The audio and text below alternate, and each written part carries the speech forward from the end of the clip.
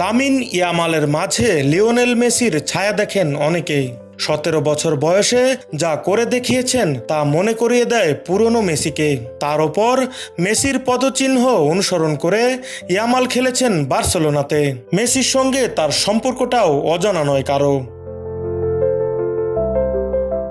এবার দুই তারকা মুখোমুখি হতে চলেছেন। সব ঠিক থাকলে 2026 সালের মার্চে একে অপরের মোকাবেলা করবেন। ক্রীড়া সাংবাদিক ফ্যাব্রিজিও রোমনের মতে 2026 সালের মার্চে অনুষ্ঠিত হতে পারে পরবর্তী ফিনালিসিমা। নিজের অফিসিয়াল ফেসবুক পেজে রোববার এমনটি জানান রোমানো।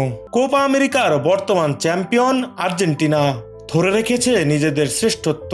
ইউরো জিতেছে স্পেনের জার্সিতে ইউরোজয়ী ইয়ামাল এবং আর্জেন্টিনার জার্সিতে কোপাজয়ী মেসিকে মুখোমুখি লড়তে দেখে ভক্তরা তাই বাড়তি আনন্দ পাবেন।